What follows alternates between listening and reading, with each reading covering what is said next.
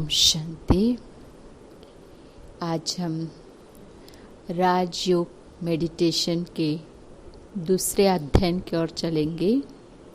राजयोग meditation ये हर आत्मा करना चाहती है कि हम योग करके स्वस्थ और मस्त बने।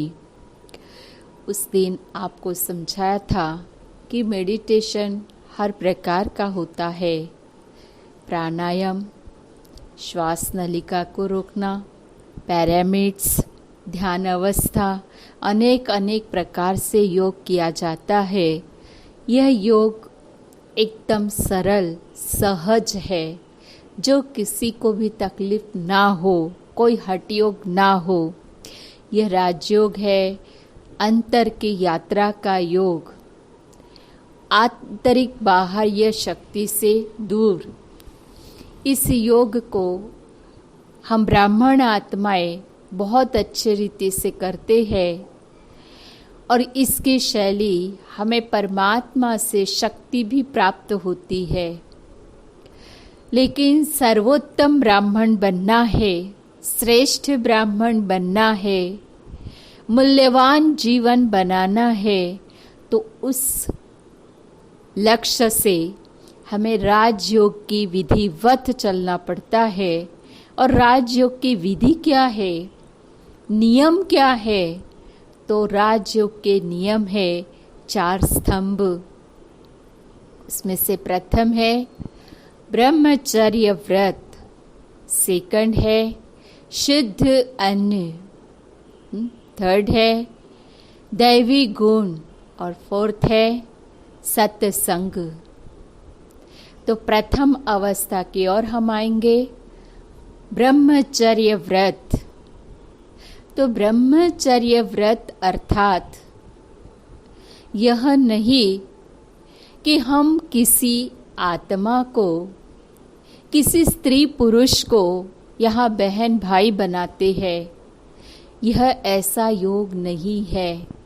ब्रह्मचर्य अर्थात हम एक परिवार के साथ रह के सबसे मिलकर अपने बुद्धि का योग परमात्मा से जोड़ना है, अपने मन को शुद्ध रखना है, अपने दृष्टि को पावन बनाना है।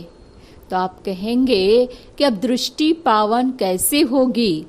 तो दृष्टि पावन होगी हमें स्वयं आत्मा समझने से। हम आत्मा समझेंगे तो अगले वाला भी आत्मा ही नजर आएगा और दोनों आत्मा भाई भाई समझकर उस परमात्मा को याद करेंगे तो हमारी दृष्टि पावन बनते जाएगी। उदाहरण के तौर पर आप सभी और हम सभी मंदिर जाते हैं। उस मंदिर में पति पत्नी भी जाते हैं और एक ही मूर्त को दोनों आत्मा कहती है, तुम मात पिता हम बालक तेरे। तो उस समय आप दोनों क्या बन जाते हो? अगर आप कहते हो तुम मात पिता, तो आपके पति देव ने कहना चाहिए कि आप मेरे सास ससुर हो और मैं तुम्हारा जवाई हूँ। लेकिन हम उस समय एक ही स्मृति में रखते हैं कि हम दोनों एक ही पिता के बच्चे हैं। तो आप ही बताइए, फिर आप आपस में कौन हुए? तो यह तो भगवान हमें प्रैक्टिकल में कसौटी देता है। कसौटी अर्थात हमें ज्ञान से संपन्न बनाता है कि सचमुच हम सभी आत्माएं भाई भाई है और उस भाई भाई की दृष्टि से हम व्यवहार करेंगे, कुशल पूर्वक रहेंगे तो संसार सुखमय बन जाएगा। न कि हम किसी के संबंध तोड़ते हैं। परमात्मा जोड़ने का काम करता है, तोड़ने का नहीं। तो भले आप पति पत्नी ही बनकर रहोगे, बच्चा बच्चा ही बनकर रहेगा, सारे संबंध जो है जैसे ही रहेंगे, लेकिन बस हमें दृष्टि को बदलना है, स्मृति को बदलना है, हम आत्मा है, आत्मा भाई भाई है, तो हमारी मन और बुद्धि स्वच्छ होगी तो हमारा तन भी स्वच्छ होता जाएगा। जैसे कहते हैं ऋषि मुनि तपस्वी है, पवित्र है, तो वो पवित्र है इसीलिए हम उसके आगे जाकर माथा टेकते हैं। ऋषि मुनि लोग देवताओं के आगे जाकर माथा टेकते हैं, लेकिन देवताओं ने कभी किसी के आगे माथा झुकाया है? झुकाया है? नहीं, क्योंकि देवताएं पावन है, पवित्र है। तो ऐसे ही परमात्मा शिव हम बच्चों को घर गृहस्थी में रहकर पावन बनाना सिखाते हैं। तो यह ब्रह्मचर्य व्रत मनसा वाचा कर्मणा दृष्टि वृत्ति कृति में होना चाहिए, न कि सिर्फ तन से पवित्र है और मन हमारा गंदा है तो वो भी पवित्रता नहीं।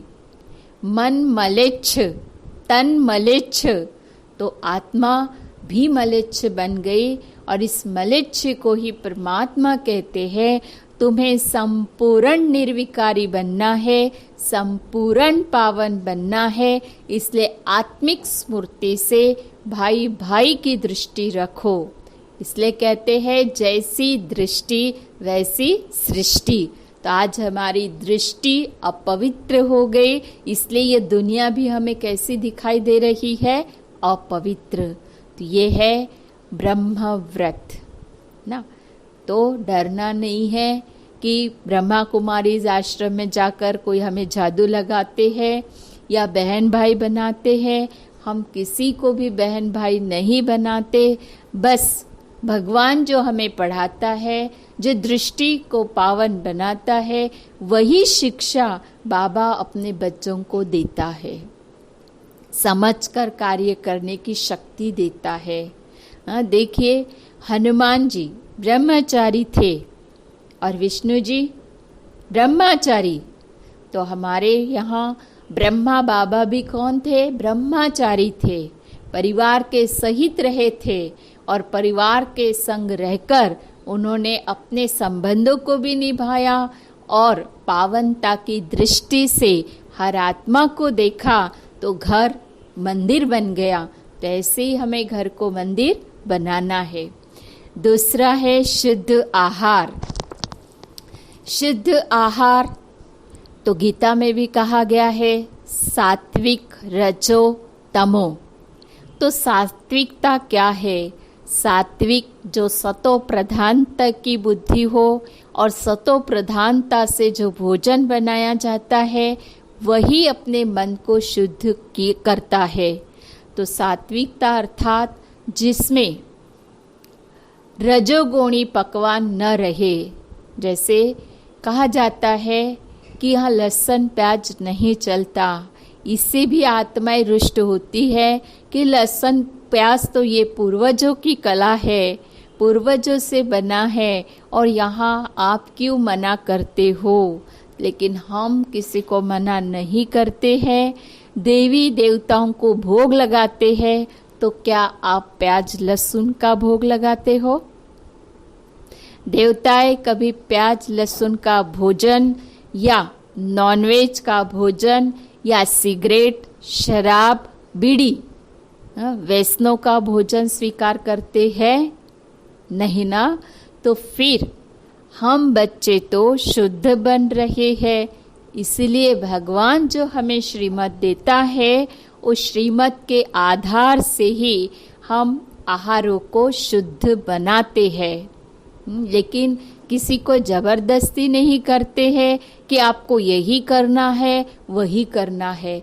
जब तक आपका मन न चाहे तब तक आप अपने को जबरदस्ती नहीं कर सकते। तो इसलिए कहते ना जैसा अन्न वैसा मन। तो अन्न शुद्ध होगा तो मन शुद्ध होगा। हमारे जैन मुनि भाई लोगों में भी देखो 4 मास वो लहसुन प्याज नहीं खाते हैं, या सदा काल के जो तपस्वी मुरुद गुरुवर है, ऋषि मुनि है, उन्होंने भी अपना जीवन कंदमूल के आहार से ही जगाया है। न कि आसक्ति रखी कि हमें ये चाहिए वो चाहिए। अगर आसक्ति होती तो ऋषि मुनि बनते ही नहीं। तो ये लहसुन प्याज हमारा स्वाद है, रस नलिका है, लेकिन शुद्ध आहार नहीं है। और जब सतयुग त्रेता था तब इस आहार की कोई प्राप्ति नहीं थी। ये दो लहसुन और प्याज सतयुग में नहीं थे। इसका बीज द्वापर युग में जब हमारी शक्ति कमजोर हो गई, हमारे में अपवित्रता आ गई, तब ऋषि मुनियों ने अपने तपस्या के आधार से शरीर को शक्तिशाली बनाने के लिए एक जड़ी बूटी का खोज किया और वह जड़ी बूटी उनको मिल गई। तो वो थी लहसुन और प्याज की। तो उन्होंने दवा के आधार से बूंद बूंद मनुष्य को देना शुरू किया। तो वो आहार मनुष्य लेने लगे, लेकिन वो आहार सिर्फ दवाई के लिए था, स्वाद के लिए नहीं था। हम आहार किस लिए लेते हैं? जीने के लिए खाते हैं या खाने के लिए जीते हैं? किस लिए हमें देखना है, क्या सोचना है? तो हमारे मन को हमें शुद्ध करना है। इसलिए सात्विक भोजन करोगे, उच्च विचार रखोगे, तो आपका मन भी उच्च प्रधानता के ओर जाएगा और मन और बुद्धि कभी भी भटकेगी नहीं। जैसे और दूसरे कहते हैं कि ब्रह्मा कुमारी किसी का हाथ का खाते नहीं है, तो न खाने का कारण क्या है?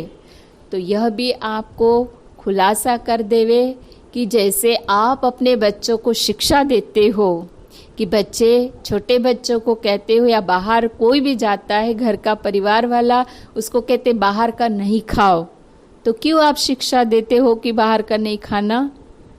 क्योंकि बाहर की चीजें अच्छी नहीं होती है। किस वृत्ति से मनुष्य पकवान बनाता है? 3 प्रकार से भोजन बनता है। घर का भोजन, मंदिर का भोजन और होटल का भोजन। तीनों में अंतर क्या है? घर का भोजन जो बनता है वह स्नेह से बनता है और माता प्यार से अपने बच्चों के लिए, परिवार के लिए जितना कष्ट करके प्यार से भोजन बनाती है और वो भोजन अपने परिवार को देती है। दूसरा, प्रसाद के रूप में मंदिरों में भोजन बनता है, तो हम कितने चाव से दौड़ दौड़ कर मंदिरों में जाते हैं और कना दाना भी मिल जाए तो हम पावन हो जाएंगे, ये आश रखते हैं। और वही होटल का भोजन, होटल वाला जब कुक बनाना शुरू करता है तो उसकी वृत्ति यही होती है कि मैं अच्छी तरह से बनाऊंगा तो मेरे बहुत ग्राहक आएंगे और मुझे बहुत पैसा मिलेगा।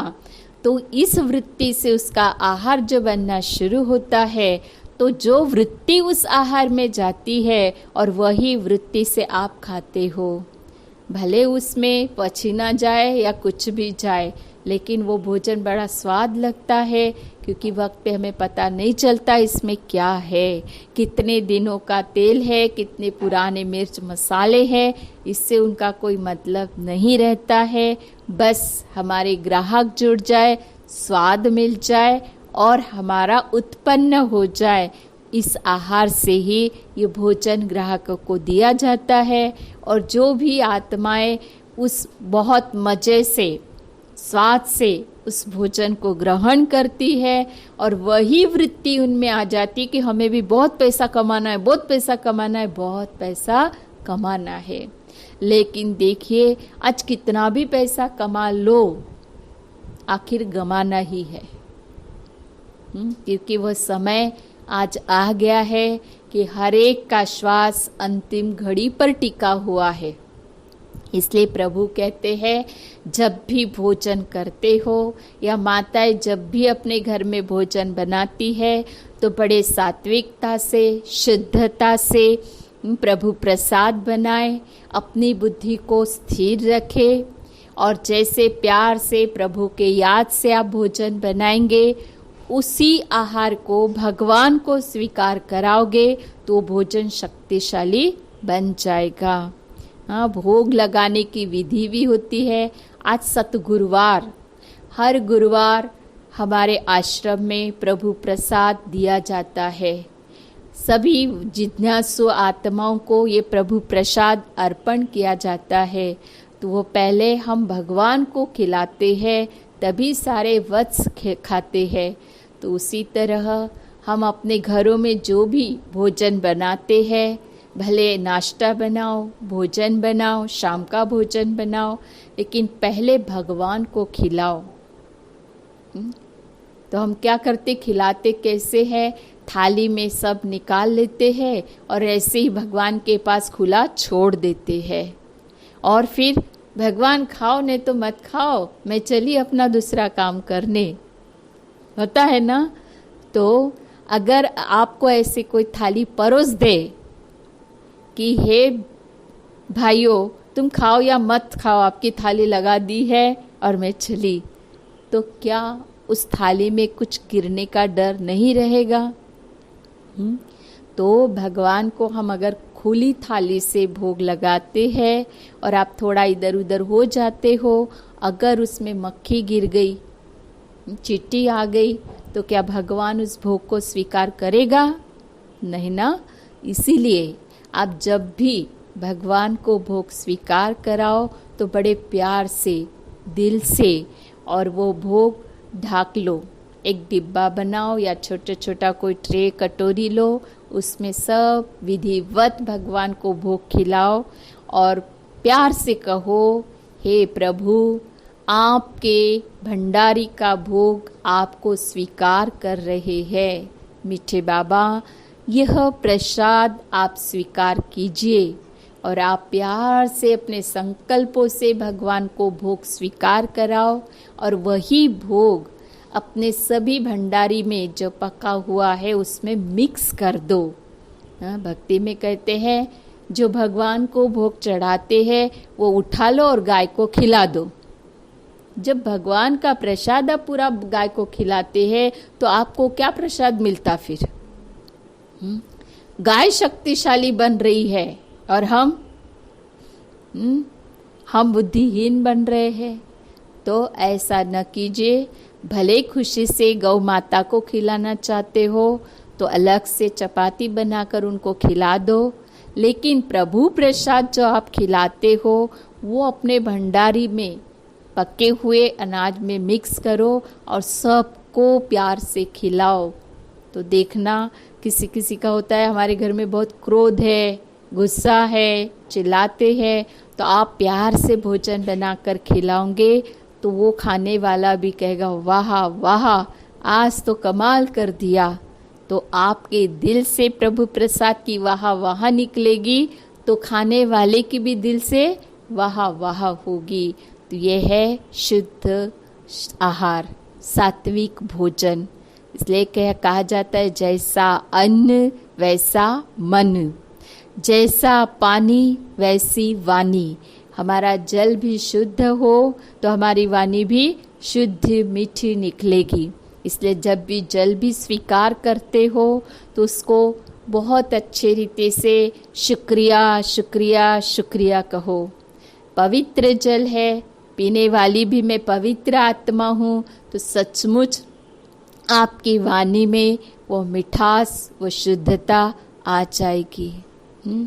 तीसरा है दिव्य गुण। कहते हैं देवता और मनुष्य दोनों में अंतर क्या है? तो देवताएं सतोगुणी थे, दिव्यता से संपन्न थे। देवताओं को कोई 10 हाथ, 15 हाथ, 3 मुख, 4 मुख ऐसे नहीं थे। देवताएं अर्थात दिव्य गुणों से सजे हुए, और वो दिव्यता हमारी अनादि है, शक्ति स्वरूपा है। और आज मानव उस दिव्यता को भूल गए हैं, इसलिए अवगुणों के वशीभूत होकर अपनी दिव्यता को भूलने के कारण विकर्मी बन गए। तो इस विकर्म को हमें खत्म करना है और दिव्य गुणों को धारण करना है। तो दिव्य गुण कौन से है? तो दिव्यता है सहनशीलता। सहनशीलता अर्थात सहन प्लस शील, शील माना चरित्र। तो कहा जाता है जो चरित्रवान होता है उसके गुणगान सदा गाए जाते हैं। जैसे अपने तपस्वी मूरत भारतवासी साधु संत ऋषि मुनि देवी देवताएं, ये सब शुद्ध दिव्य गुणों से संपन्न आत्माएं हैं, पवित्र आत्माएं हैं।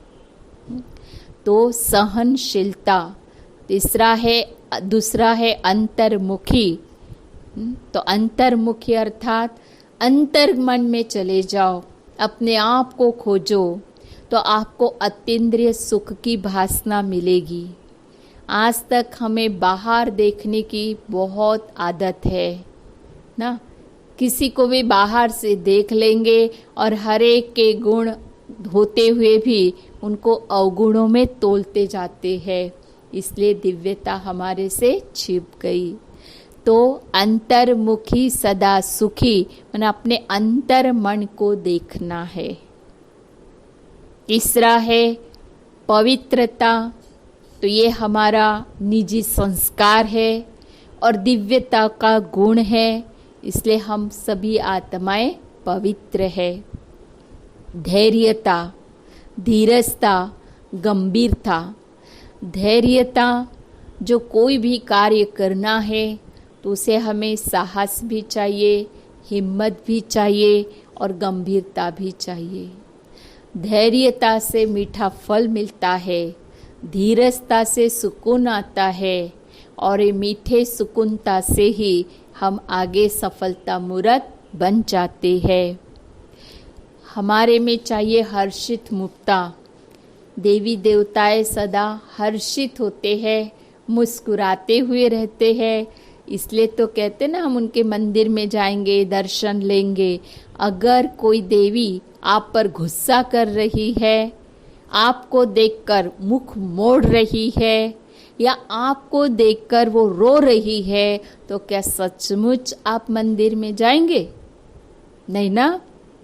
तो वही देवी देवता देखो आज अपने में दिव्य गुण धारण कर रहे हैं, तो हम अपने घरों की इष्ट देवता है, इष्ट देविया है, इष्ट देव है।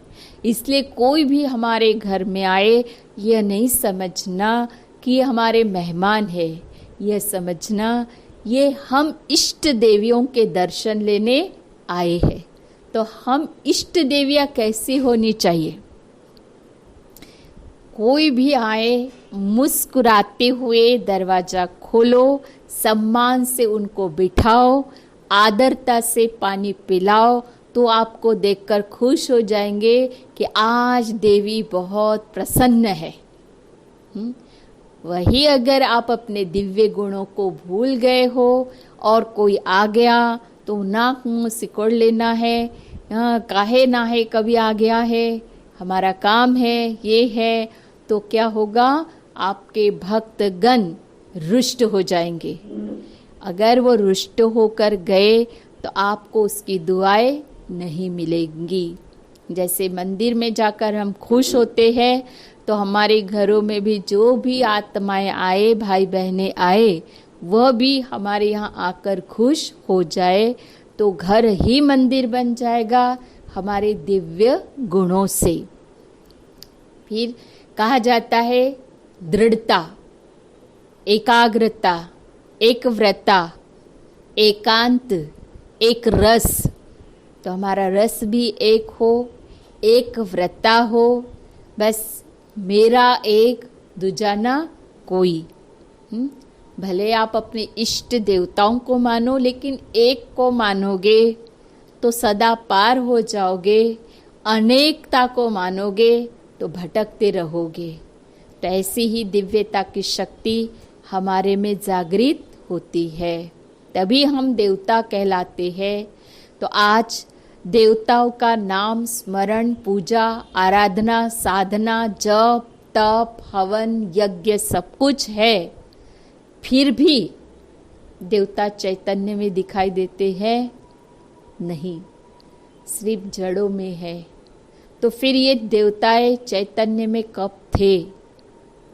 कहाँ इन्होंने पुरुषार्थ किया, तो सभी चैतन्य देवताएं इस संगम युग पर परमात्मा के संग रहकर परमात्मा की पालना से अपना भाग्य बना रहे हैं, दिव्य गुणों की धारणा कर रहे हैं और उसी पढ़ाई से मनुष्य से देवता बन रहे हैं। यह है दैवी गुण।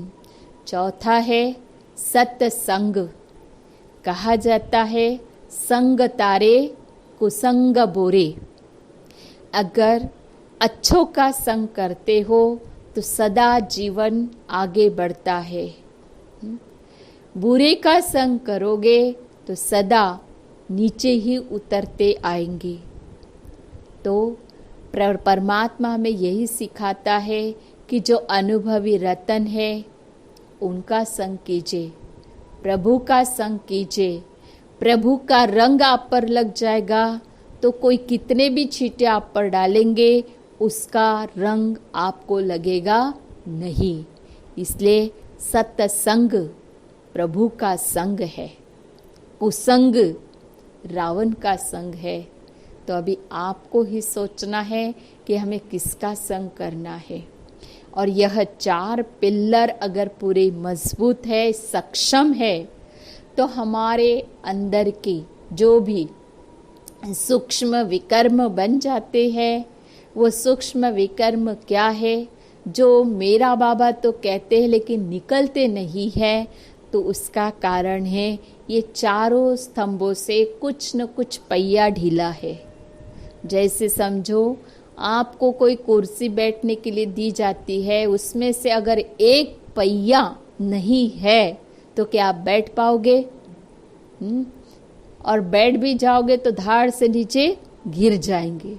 उसी तरह से विधिवत राज्यों की पढ़ाई और नियम में अगर थोड़ा भी कमी जाती है, चलो आप ब्रह्मचर्य व्रत तन मन धन मनसा वाचा कर्मणा दृष्टि वृत्ति कृत्य से बहुत अच्छी रीति से धारणा कर रहे हो, लेकिन आपका शुद्ध आहार नहीं है, दिव्यता है, सत्संग है, शुद्ध आहार नहीं है, तो भी आप हलचल में आ सकते हो।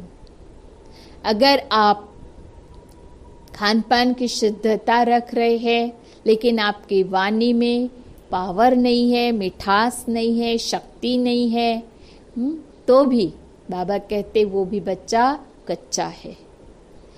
वाणी शुद्ध है लेकिन दिव्यता की परिभाषा नहीं पता है, वो भी हिलते रहेगा। रोज हम सब कुछ कर रहे हैं लेकिन सत्संग ही नहीं कर रहे हैं, प्रभु के संग में ही नहीं आ रहे हैं, तो उसमें भी हम कमज़ोर पड़ जाते हैं।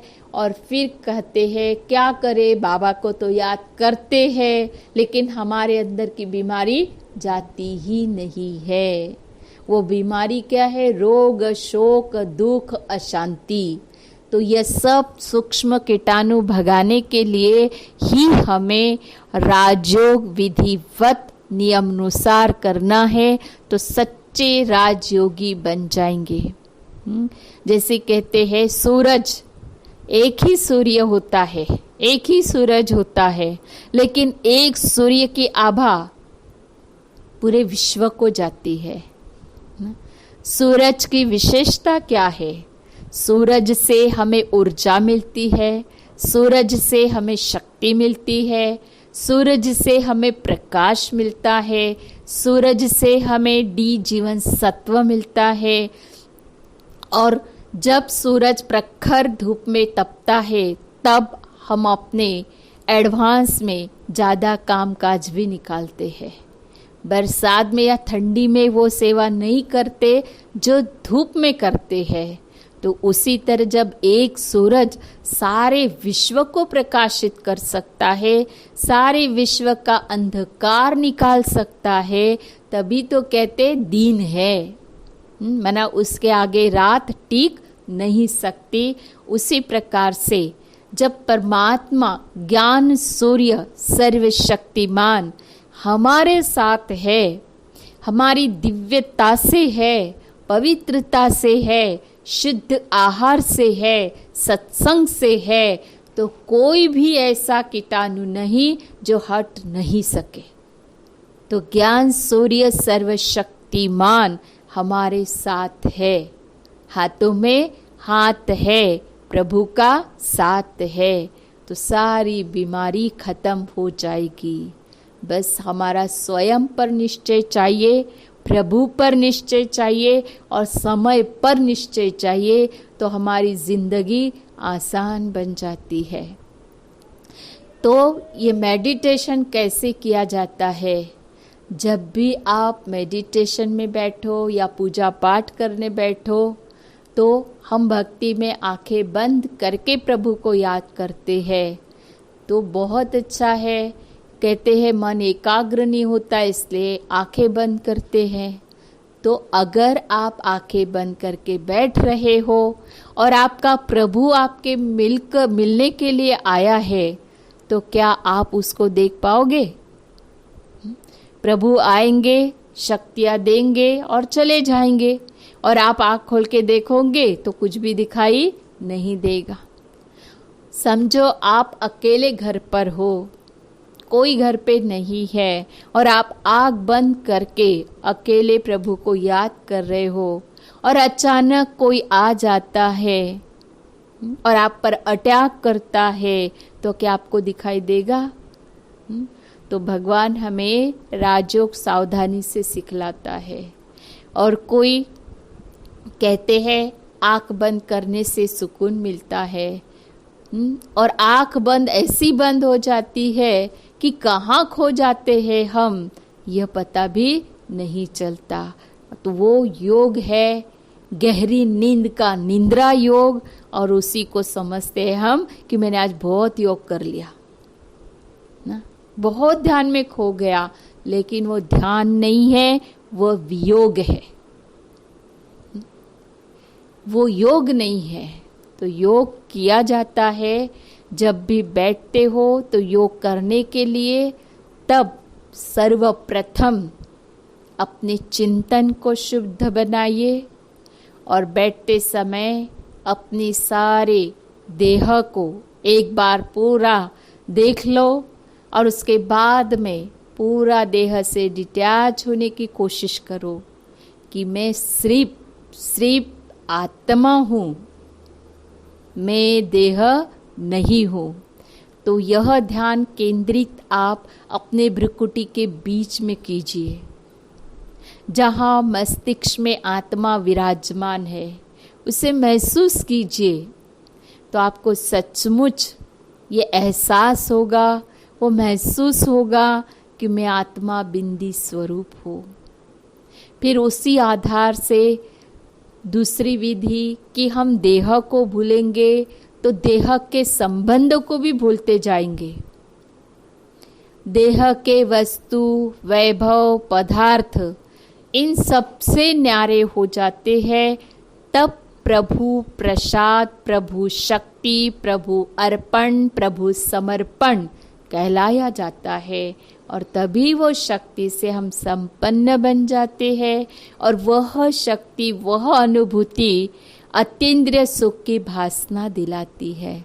इसलिए तो गीता में भी श्री कृष्ण जी ने अर्जुन जी को कहा था कि हे वत्स, आप मुझे देखना चाहते हो तो इस चमड़ी की नेत्र से आप मुझे देख नहीं सकते हो, मैं तुम्हें देखते हुए भी दिखाई नहीं दूंगा।